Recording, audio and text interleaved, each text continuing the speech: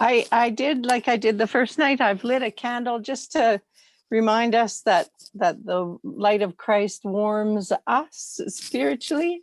And I'm going to leave this candle lit all evening. The other thing I just noticed is I'm in my basement, and when we started this 3 weeks ago, sitting here at this time, I was in the dark, and it's still light outside now. So let us join in prayer. Oh God, we gather again from across the miles and miles of our country. We're connected by the common bond of our faith traditions, our stories, our commitment to being the church in this strange time. We're grateful for this opportunity to learn from one another, and we give thanks for the many people that have contributed to the unfolding of this series of webinars and for their passion for our church. May we know your presence, oh God, as we engage in this time. May our hearts be warmed by the sense of community that we find here together, and by our shared desire to help the churches we so love to thrive. Amen. So welcome, everyone. Glad to see you back tonight. I wanted just to let you know that I took the chat box that we filled out last week. Our office administrator took that chat box and created two lists. One, a list of spiritual resources, and the other, a list of your ideas around innovative, collegial, and discerning ministry. Both of those lists are now saved on the place where you can also access the recordings for the last two sessions and for this session, as well as the PowerPoints for the first two sessions. So here's where they are. So if you go to the Basic United in Learning website, come up here to webinars and recordings, and then go to the Thriving Churches for last week. You'll find here's a link to the recording, but here's all the resources. These are the ones that were on the slides last week, and here are the things that you folks added. Ways to be innovative or collegial, and resources recommended by the webinar participants. And some of you had asked for the slides, so they're there too. Great, thank you. So I'm just picking up on a few threads from the last week.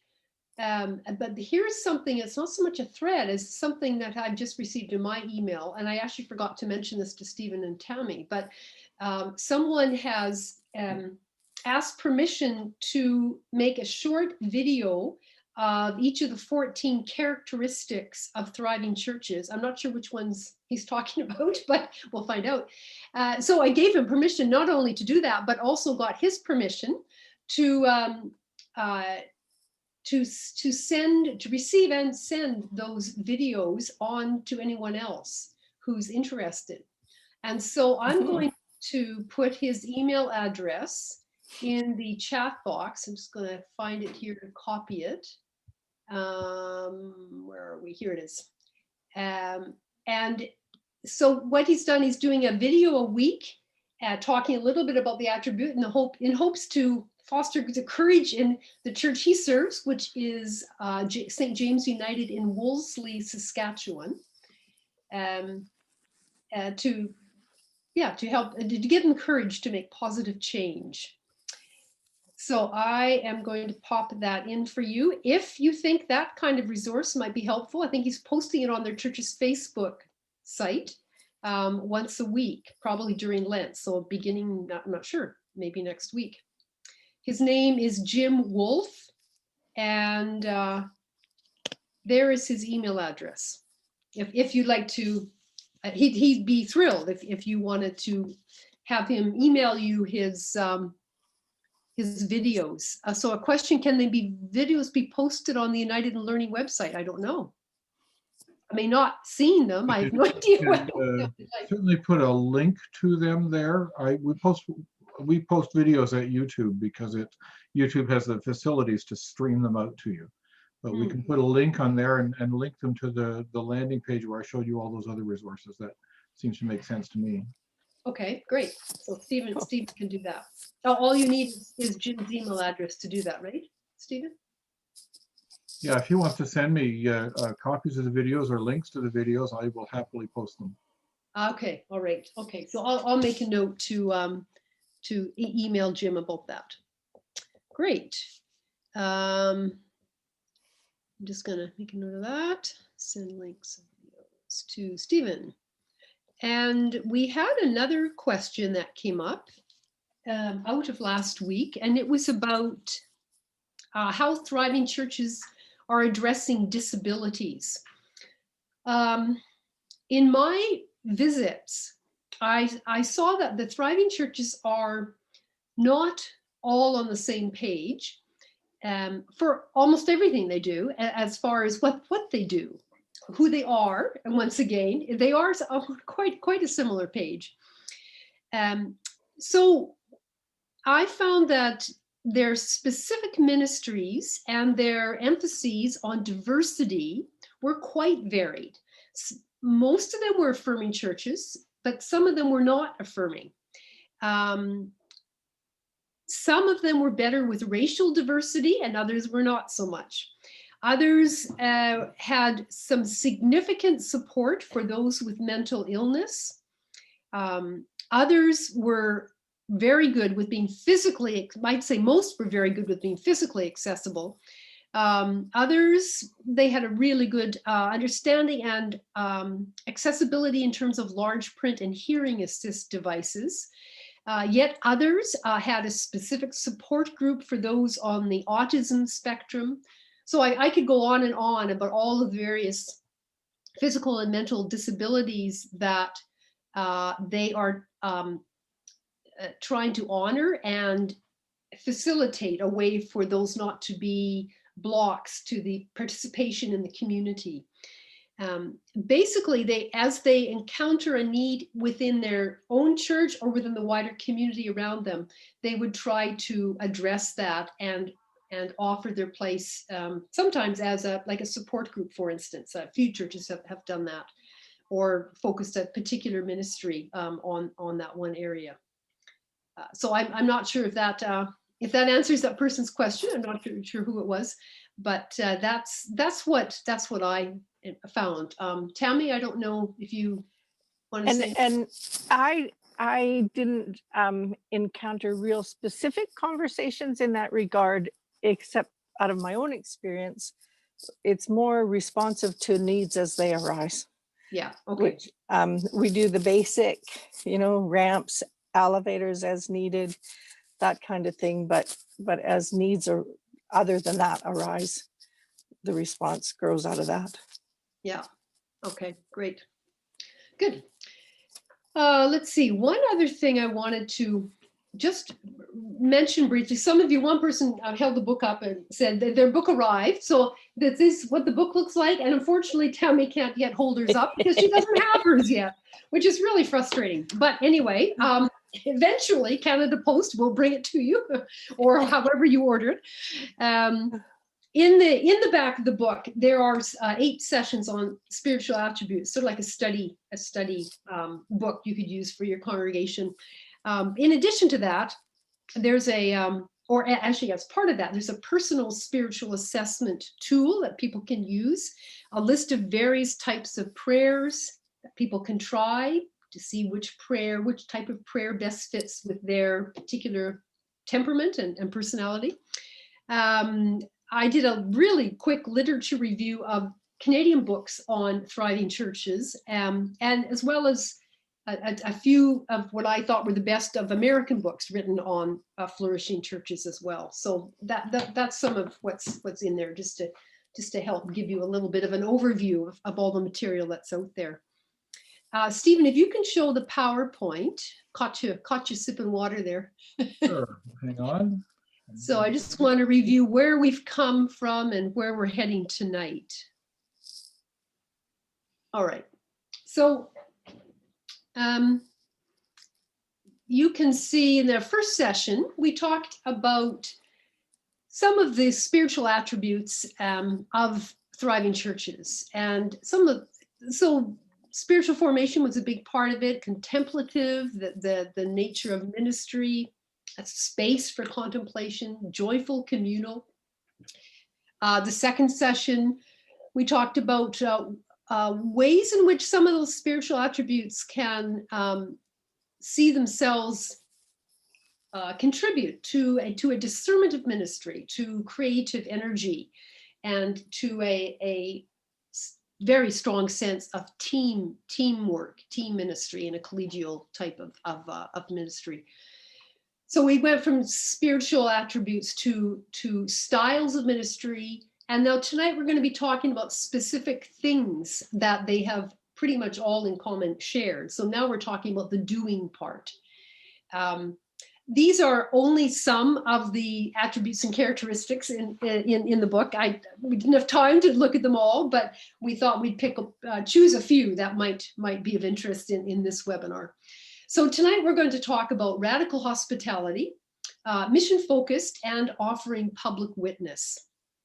I'm going to begin with a guided meditation that is included in one of those sessions on spiritual attributes in the book. So if you can, Tammy, can you put the candle somewhere where we can see? Yeah. Yeah. Okay, so you might want to, your arms are going to get sore. No, I can fix that. Okay, all right. So while she fixes that, I invite you to focus on the candle, or close your eyes and focus inwardly. Ah, lovely. Oh, that's a really, really nice focus there. Yeah, great. There we go. So if you can sit comfortably with your back as straight as possible, either focus on the candle or close your eyes. Begin to take slow, deep breaths through your nose and exhale with even longer breaths through your mouth. Breathe in deeply the spirit of peace. And breathe out any tension that you may hold. Do this just for a few more breaths. Slowly, slowly in, and even slower out. Sense your body settling in, releasing tension, making space for the spirit to come in. Now, imagine yourself a visitor to a church. You do not know anyone. You are nervous and have a number of questions. Will anyone speak to you? Will you be accepted? Will you mistakenly sit in someone else's favorite pew? Can you bring coffee into the sanctuary? Will your child's fussing be a problem? Now imagine that you are an invisible minority. Perhaps you are physically limited. Are the washrooms accessible and close? And where are they? Perhaps you have a lesbian daughter. Is this a safe place for LGBTQ+ people? Or are those rainbows just for decoration? Imagine that you are a visible minority. Perhaps you are a person of color. Will the white majority be open to me and everything I have to offer? Perhaps you are from a minority culture. There is an upcoming potluck meal that is being promoted. Will the congregants be put off with my gift of food that may smell, look, and taste different?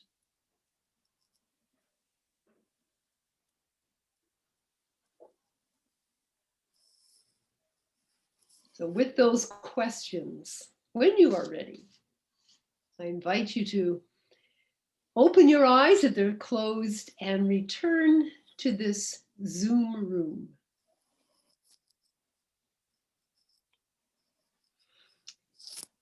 So now I invite you to reflect on your church.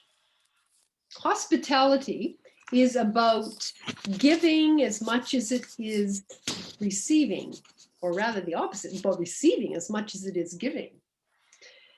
Are we truly open to receiving the gifts and passions of newcomers with the changes that they will bring?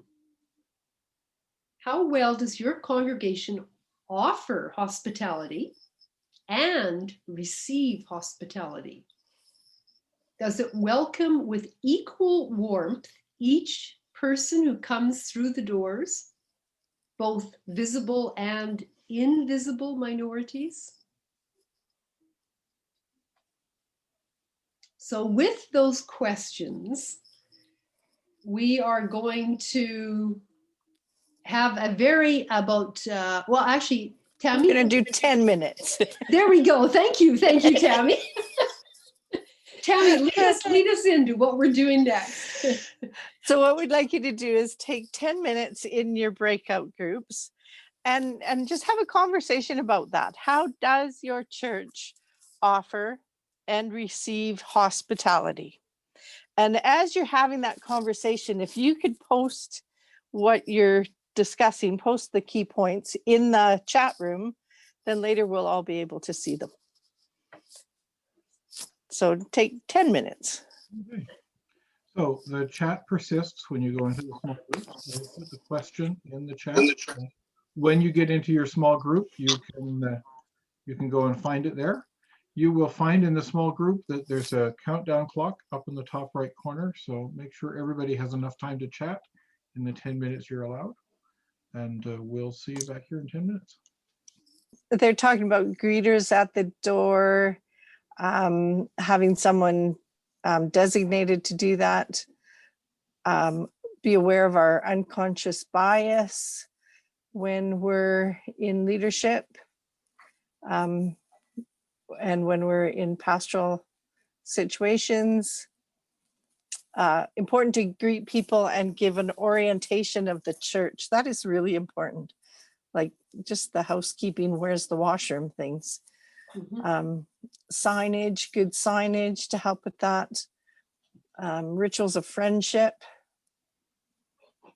Find the balance between being welcoming and too welcoming. Offer quiet space. Serve coffee before and after church. Suppers, gathering suppers. Access for those with disabilities, and make sure no one is left alone. Some more rolling in. Mm-hmm. Limiting attendance currently affects hospitality. No kidding. Yeah. Yeah. For those that are open, yeah, it's really hard to have to say, I'm sorry, we're at the limit. Mm-hmm. We were allowed to be open in Alberta, but we did not have Christmas Eve services because we did not want to have to say, sorry, you can't come in, we're full.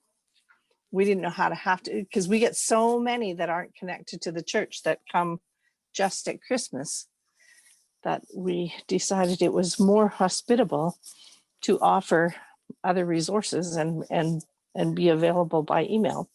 And I posted on our Facebook page a live, well, not live, a pre-recorded message. Is that what you would call the United Church alumni? That's good. Yeah, maybe. Yeah. So a couple more things. Welcoming students from overseas. There's a very interesting story I heard, which I did include in the book, and it's about a church in, I think it's Grosvenor Park in Saskatoon, which they offered a potluck supper to international students. And the students said, we'll bring some dishes too. And they said, no, we want to offer the supper for you. And they insisted, no, we really want to bring our own food too to share with you. And that's when they realized that hospitality meant receiving as much as giving. It meant that the church was not afraid to eat food that was different from what they are used to. It was a sign to students that you and your food are welcome. So it truly is a potluck. That was a huge aha for me when I heard that story.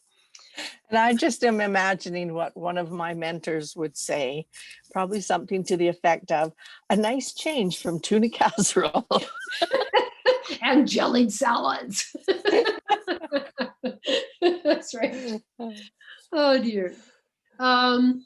Notes are a whole bunch more notes in room 5 just came in. There's a few more things. Let's see, where are we? This is really good. Invite a newcomer to sit with you during worship. Yes. Anti-racism workshop. Yes, we at Westworth, we held an interfaith anti-racism series, a 6-week series on it, which was well attended by people all over Winnipeg, actually. The time was, of course, ripe to have it when it was in the news a lot right then. So to be able to respond quickly to concerns that are in the news, it's hard to organize quickly, but if you can, and frankly, Zoom made it a lot easier to plan and host quickly. We were able to do something we would not have been able to do had it not been for Zoom. So I've taken advantage of what you can do. Sometimes gets you further. Being prepared for children and youth are difficult challenges in congregations made of seniors, indeed. Some say, children should be seen and not heard, and others, well, you've heard already the stories that I've talked about. I think, have I mentioned this already? The sign on one church said, children welcome, noise to be expected, or something like that. In other words, know that it's not going to be a quiet meditative place for you. Yeah. It's hard. It's a hard balance. Snacks for students during exam time. Great idea. You know what I'm going to do? I won't keep reading. I think I will do what I did before, and I will ask our lovely new office administrator to type this up in a document, and we will also post your ideas of how to give and receive hospitality on that same place that Stephen showed where all the other material is found. Because these are great ideas. I don't want to lose them, and we don't have time to keep reading them out. But I want to capture them in this way for all of us. All right, so we move into now radical hospitality, one of the characteristics of a thriving church. So radical comes from the Latin root radix, meaning root. And the Jewish and Christian roots of hospitality radically challenge us to welcome strangers into our homes, not just our places of worship, into our homes, and accept their welcome into their homes and eat their food. So that's a giving and receiving. The Latin root of the word hospitality is hospes, which is the word that is used or was used when Latin was spoken for both guest and host. Interesting. Same word if you're a guest or a host, because it has the same demands to both give and receive. So the challenges for this sense of hospitality challenges our motivation for attracting newcomers. Why are we wanting newcomers? To get more people, younger ages, more donations. All of that is what is called the membership model. It is focused on numbers, as opposed to a discipleship model, which is your motivation for attracting newcomers and for providing spiritual growth for your own folks is to open our hearts and our minds to strangers who may change us. That's radical hospitality. One person said, if you don't like change, you don't like newcomers. Brilliant. So key points that newcomers are looking for: accessibility, acceptance of diversity, meaningful connection, and this is where it's really helpful for there to be someone besides someone at the door giving you a bulletin, someone who is available to introduce newcomers to others, orientation of the building, all of those things are helpful, and to remember them and their names when they come a second time. They're also looking for ministry opportunities, something that's meaningful. Some of them are, some of them aren't. Some are just are in great need and are coming for that. And so being able to discern what they're looking for, asking them, yeah, what are you hoping to find, and however you want to have that conversation with them. Tammy. Sure. I was just typing in an answer there to someone who had a quick question. In the rural context, the hospitality piece, I experienced that everywhere I went, but people knew I was coming. and so the experience, however, though, for those that, just come to church in a rural community, it's much easier to know who's new, but that makes it even more threatening, I think, for those who are just coming to church for the first time, because you stick out like a sore thumb. Everybody knows you're new. You can't hide in the crowd as easily. And so there's a place where it's really good to find that balance between overwhelming a person and welcoming a person. The places I visited were clear on letting people get to know them first before they tried to get them to volunteer or be involved, or they wanted. And there was a couple of places that actually had kind of a policy around, let's give these people a year before to be part of us before we volunteer them to do certain roles, unless they come forward wanting to be involved. But the formal asks didn't happen until folks had been around and got a good feel for who the community was. In the rural settings, there usually isn't a formal welcoming team. There might be a couple of people who are designated because they have those particular skills of welcoming and inviting and receiving, but less formal, just because it's a smaller community. And again, the visitors are well known, are well seen. Loraine. All right, so now we're going to move to mission focus. And I want to go back to the very beginning of our webinar. We had you all write down what you thought would be characteristics of thriving churches. A number of you focused on mission, and that indeed is one of the keys that we found. One of you said a clear sense of mission, and yes, that is definitely the case. There was a very clear discernment process that, of course, was continuous, and because mission identifies needs, and needs are always moving and changing. So discernment's never finished. Mission is always ongoing, and that certainly ties in with what one of you said about clear sense of mission. What someone else said is shared purpose and action. And yes, it is most helpful when there can be a consensus building of vision, where everyone in the congregation has input into the vision of the church, and therefore ownership of it. To be very clear about the vision and mission statement.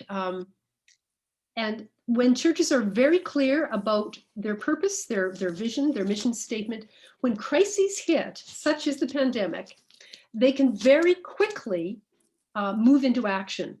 Clarity of vision facilitates quick responses. Mission statements should also be easily remembered and quotable. Westworth United Church's mission statement, for example, is to be the hands and feet of Christ within Westworth and beyond. That's it. And I think because it is short and quotable, it's broad and expansive, so it covers a number of things. I hear it used often. I hear people refer to it at meetings, in minutes, in conversation, and it just keeps coming up. So that tells me that the congregation feels some ownership of it, and it is definitely guiding all that we do. In fact, I'm a bit amazed every time I keep hearing it. I thought, wow, it really is working. Let's see, what else do I have down here? Oh yeah, I did say when I was going to mention this, I said, feel free to copy our mission statement because we copied it from St. Teresa of Avila. So you have to actually contact her, to get full permission. But for those who don't know, she lived quite some centuries ago. I was going to say, I think it's in the public domain by now. Pardon? Yeah, I think it's in the public domain by now. Yeah, I think probably it would be in the public domain. Let's see. One of you said making a difference as being mission focused. I think that's true. We found that if they're all thriving churches engaged with the wider community, they weren't isolated from their surrounding neighborhood and community.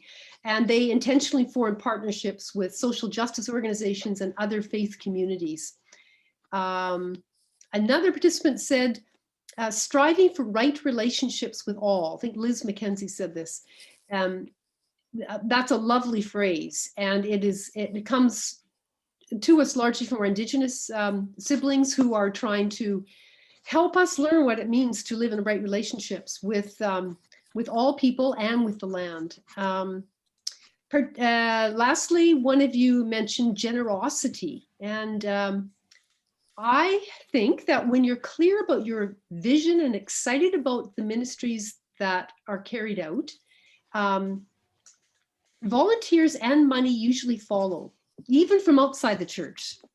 Charles Wood, for example, was hearing about some of the things they were doing, and a neighbor came by and gave a significant check to help one of the ministries that he had simply heard about. It wasn't part of the church, but because of the church's connection with the neighborhood and how the neighborhood was hearing about what Charles was doing, there was support for that.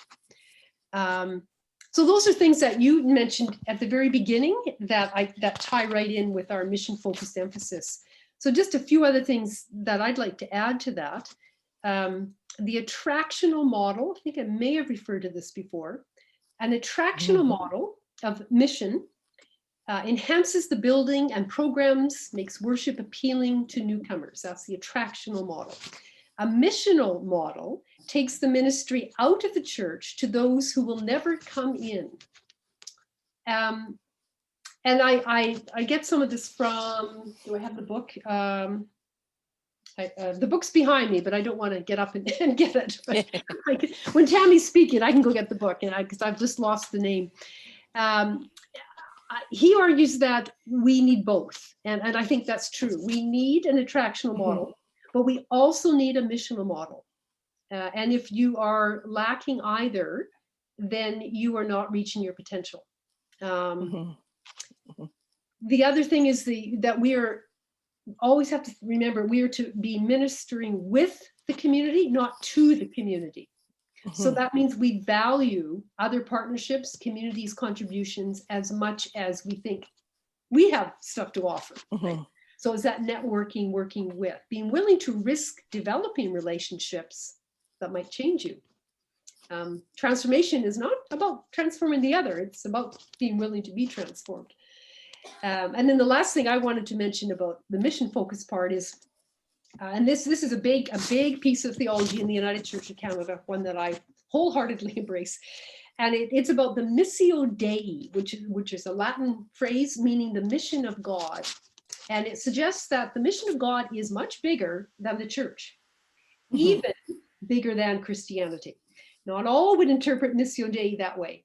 But I think that interpretation falls comfortably in most United churches. In other words, we are only part of God's mission, and we are required to be in partnership with other people, other faith traditions, even secular organizations, social justice organizations, in order to most fully live out the Missio Dei, because God is everywhere, not simply within our form of belief. And I would just echo that wholeheartedly. And in the rural context, it's often lived out because of necessity that small communities, small churches can do this much. But if they reach out and partner with their ecumenical neighbors or with other non-church agencies, you can do so much more. And in the rural areas, that becomes an imperative. The other piece of living out our mission in the rural areas is that that's by nature how people engage with their community. And so they might not officially be volunteering at the food bank as a member of Olds United Church, but they're volunteering at the food bank as a way of living out their own personal faith. And they just happen to be part of Olds United Church. You go to most rural communities, and statistically, those non-church agencies, the mainline churches are the ones that populate their people power.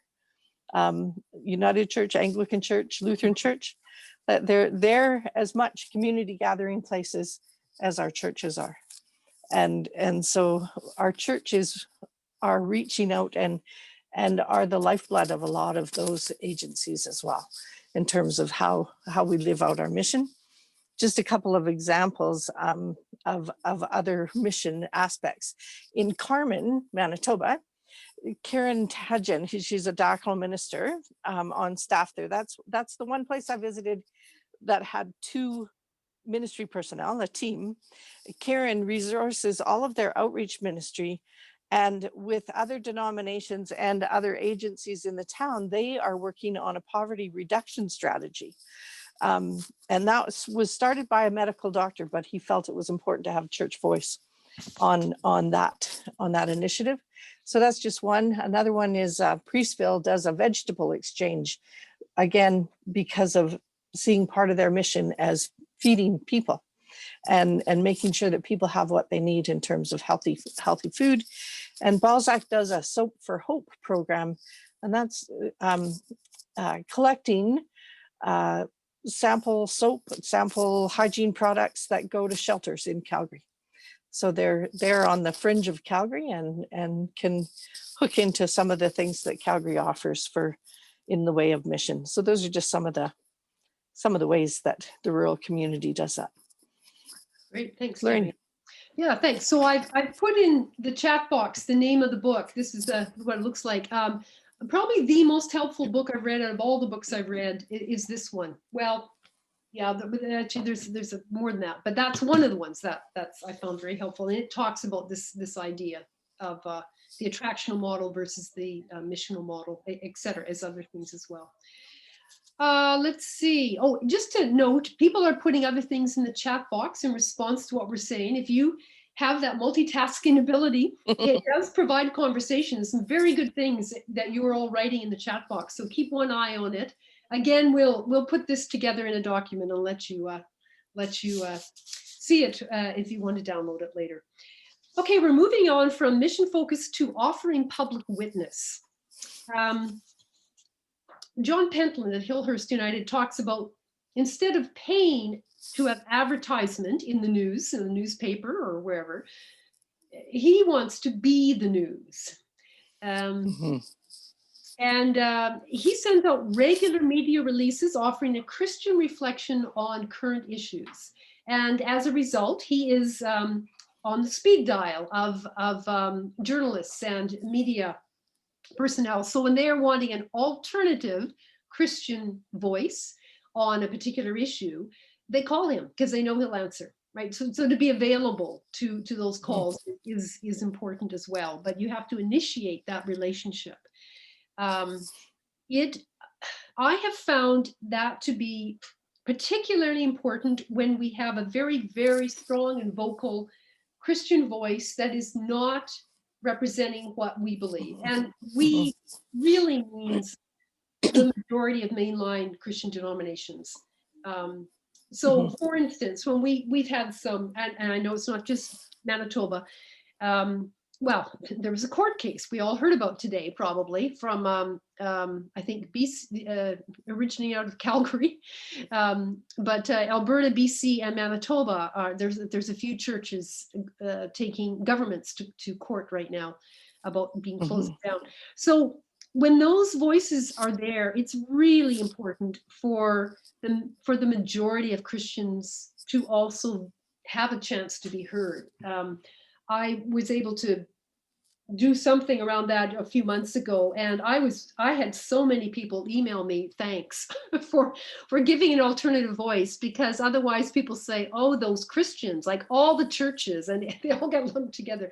So having a public voice is really important. The other way of this public voice is greatly demonstrated by St. George's United Church in Courtney. The two ministers there, Ingrid Brown and Ryan, I just lost his last name. Somebody can type it in the Google box. Anyway, they were chat box. I mean, I think chat or Google too. They Ryan make Slifka. a point. Thank you. There we go. They make a point of wearing their clerical collar around town and at meetings, public meetings in town, on LGBT like pride committees. They'll come wearing their collar because they want it to be very clear that there is Christian support for LGBT people, for instance, or a Christian voice that places itself on the front lines of working for poverty, or against homelessness, that whatever the issue is. So that public witness is something that we used to have in the United Church, and we do not have it as much anymore. I think we became complacent when our leaders had the ear of government officials. They would have audiences with the provincial government and federal. That doesn't happen anymore. And so we have to find alternative ways to have our voice out there, because people are looking for that voice. Along with the visibility and being newsworthy is in public, offering public witness. I'm not sure. Anyway, I've added a responsible risk taking, like to recognize that it sometimes is risky to be in the news. And one example would be Red Deer Lake United. They changed their outdoor nativity scene of white-faced characters into Mary and Joseph as teenagers wearing runners. And the three magi were, and so an artist did this, obviously, we're able to depict the Magi as astronaut Roberta Bondar, former Assembly of First Nations Chief Perry Bellegarde, and musician and activist Michael Franti. A brilliant creative way of offering a different take on the nativity scene. They took a risk doing this. I wouldn't have thought it was risk-taking, but they received hate mail because of this. It actually, I think it made the national, CBC National. It did. Yeah. So it was great. They got good news coverage, and along with news coverage comes risk. There you will risk graffiti. You will risk some negative feedback. Maybe that's what the gospel is all about: is being willing to risk in order to get that word of holistic peace and healing and hope out there.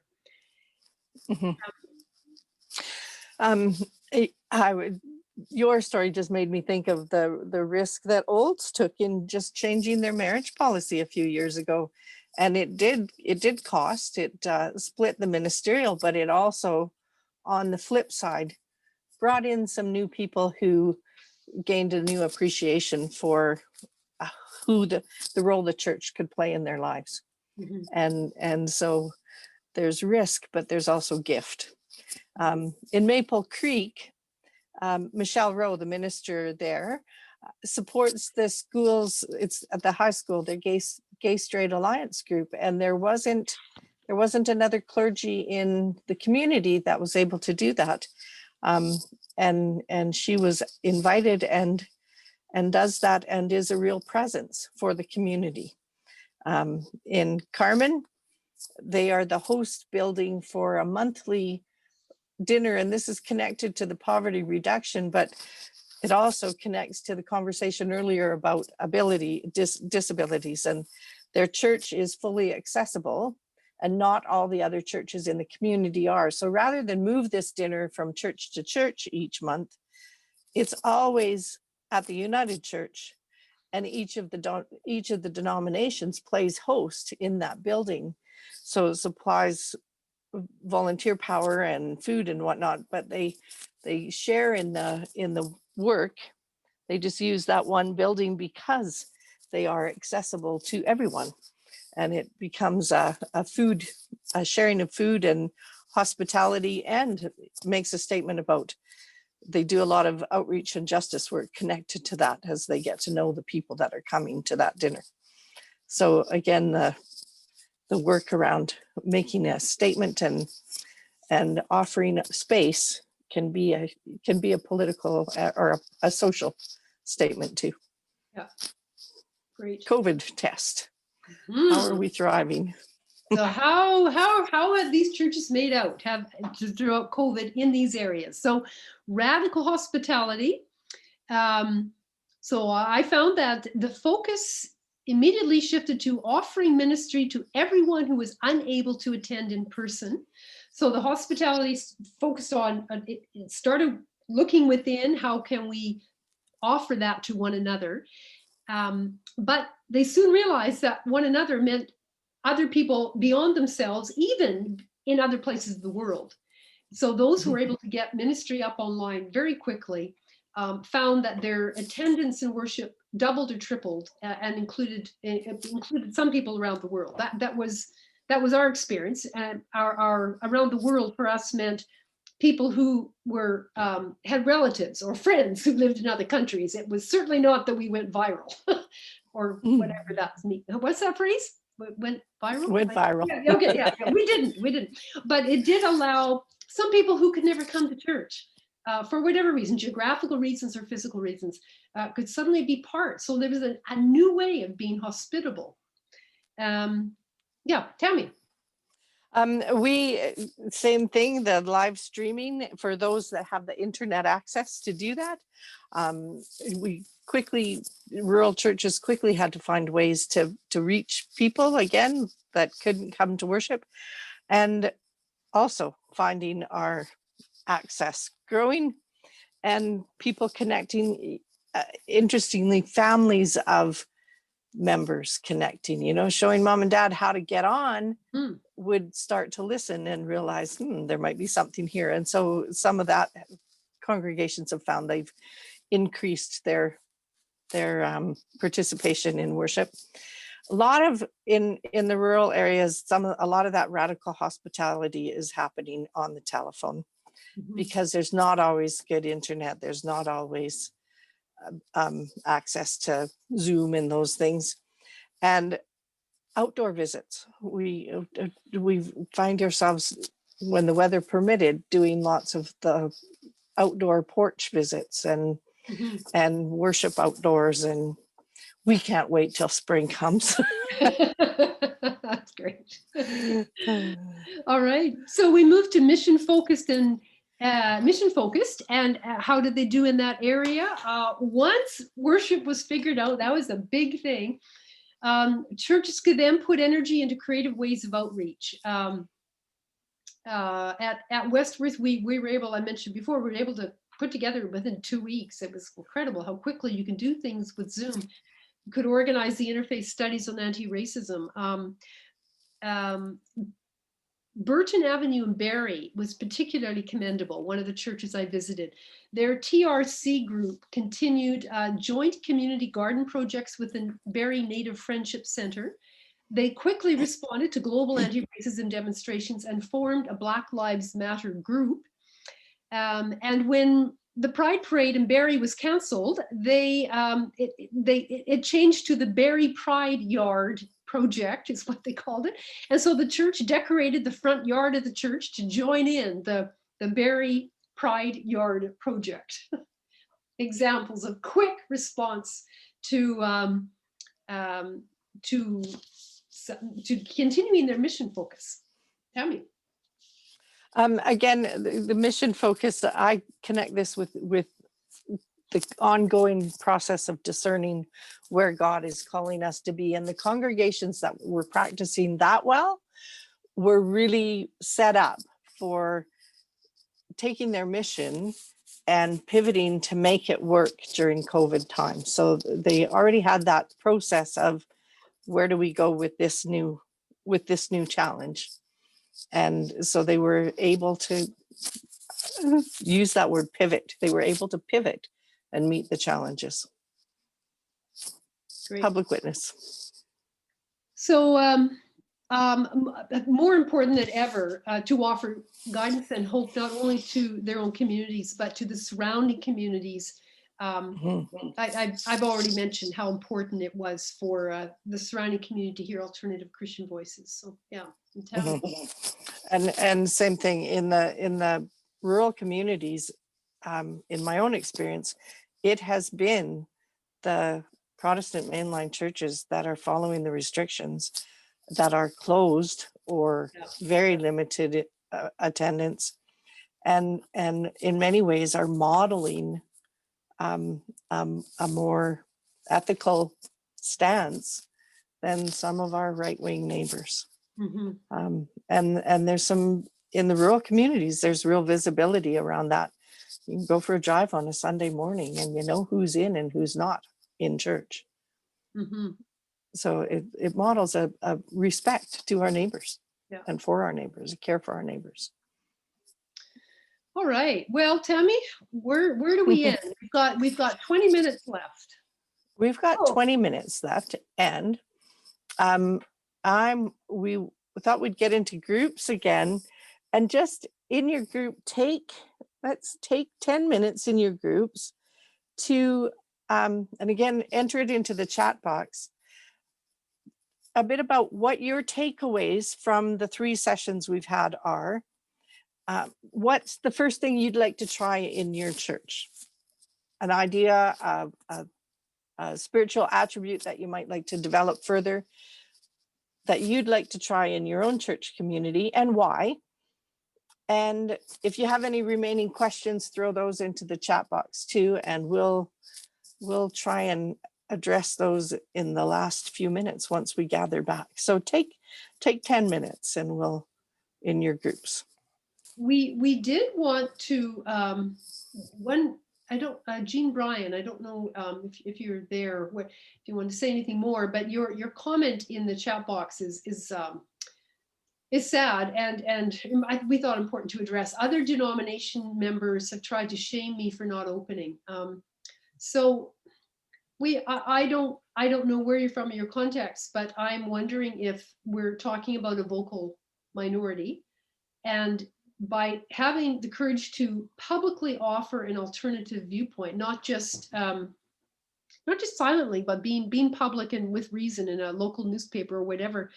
My guess is you will be surprised at how many people would be so relieved that someone has a voice that offers an alternative to what I might call the bully voice. And they are afraid to speak out because of that.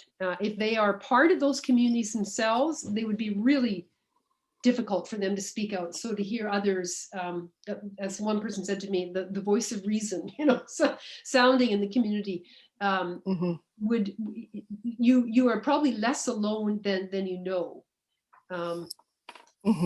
And okay, Jean responds, I won't be bullied. I am the voice of love. Good for you. That's great. Yeah. Just so you know, you're not alone, and good, right? Stay healthy, stay loving is really, really important. Not, yeah, that's great. Tammy. I'm just looking at some of the other things that have been added to the chat, and good ideas. We can be too humble. We don't witness in the public sphere. That is true. And I personally find that true in a small community where you're very visible.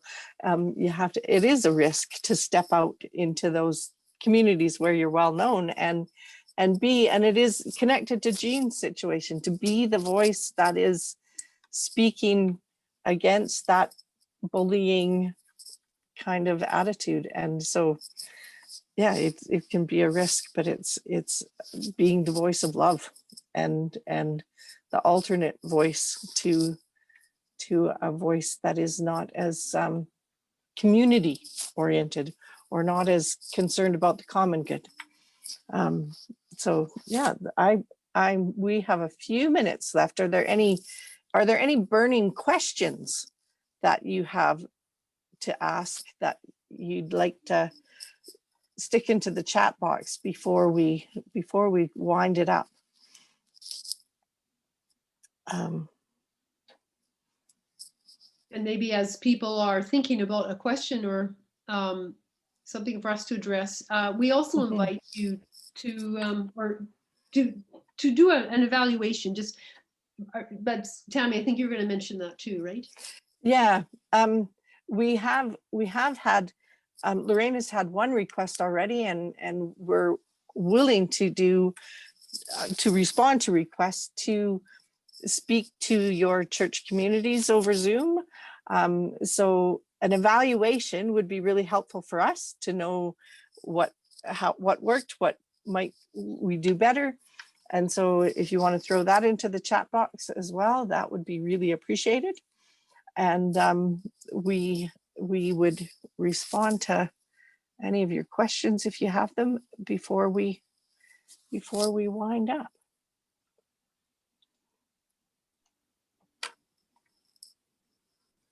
Somebody's mentioned the BAM Facebook group, and BAM being the below average age. And they really don't kick you out when you get above the average age, because I'm still in it. And what is the average age now? I know it keeps rising. What's I don't the know. average age of the United Church Ministers? 54. 54. Oh, I thought it was getting higher than 54. Okay. Well, that's good. Yep. Oh, someone said they're attending them and they're 75. Well, I'll be 60 next month and I'm still in it. There you go. There you go. And it is a very supportive place to be in. I'm speaking particularly from the rural perspective. Sometimes you don't feel like you have a neighbor that you can talk about an issue with without being sure it doesn't get back to your community of faith. And sometimes it's really helpful to go on BAM and share and get ideas, solutions. Well, BAM is and I say this in the book, that's the group I credit with giving me the most number of names of churches to visit. So I personally am grateful for BAM and what you've given. I'm just going to step in here because we're coming close to the end of our time. And to remind you that if you're interested in going deeper, you can buy the book, and there was a 20% discount code in your confirmation of registration email. So by all means, use it. We've sold about 150 books so far and another 56 ebooks, and the book's only been on the market for about 2 weeks. So that's exciting, and we'd love to sell more. I wanted to remind you that all of the royalties for the book are being donated to the Mission Service Fund. So Loraine and Tammy aren't taking a cut on these. They have donated them to the church, and that's a wonderful wonderful gift that they've given to us. I think probably for the end of the month, it won't be forever, Dave, but and I can't remember what Rebecca told me. I'm sorry. If you're wanting more, Loraine and Tammy, two options, and Tammy mentioned that they're willing to come to your church by Zoom and have sort of one-on-one conversations with folks in your board or something. So reach out to them, and they would be delighted to do that. We're also doing a book launch in a couple of weeks on the 23rd of February. I don't have a link to give you tonight. We just set the date about 3 hours ago, but we will we'll give them a chance to talk a little more about some of the things that are coming up in the book in a more of a let's celebrate the book way rather than let's get into studying it. But that's the next opportunity online to connect with them. And I think for anyone who is going to join that, who hasn't been part of the webinars, there's going to be a little discount for anyone who wants to buy the book who comes that night to the book launch. And it is open until midnight of that same day. That's my my understanding. So Oh, the classic book launch, you give a discount to people who yeah, come. that's right. This is how we're going to simulate that on Zoom. That's right. Yeah. And so instead of offering refreshments, which we normally would do, we are going to be honored to have Stephen with us for that book launch. And he will be interviewing Tammy and I in a kind of a fun, informal way. So Yeah. probably So not much instead, different than what we're So doing. send me your hardest questions and I will pop them at them by surprise. I know. We'll have some fun together. And on that note, I want to thank Stephen for his facilitation of all the techie stuff and getting you into groups and troubleshooting when someone had problems, including me last week. This has been so much easier to do knowing that Stephen is there to catch the technical stuff and get us organized. And someone has said on the chat line, Stephen, you rock. All And right. you do, so thank you. And I want to thank Loraine for inviting me into this process and this work. It's been fun. We got connected by BAM, I believe, and so it's been really good to be part of this. And I want to thank all of you for joining us in these 3 sessions and appreciate your time with us and hope that you all find warmth and heat and love in these days, in this weekend approaching Valentine's Day. And I hope that God's blessing will be upon you and your churches as you continue to thrive and discern what your mission is in the world. God bless and good night. Thank you. Amen. Thank you. Everyone, thanks, Tammy, Loraine, and Stephen. Thank you. I don't have a formal evaluation form I'm sending out. If you want to send me some comments by email, you've all got my email. Feel free to do that. And we'll look forward to seeing you at another time. I'm just going to take Loraine and Tammy into a breakout room where the 3 of us can debrief together. And we'll look forward to seeing you again. Bye for now.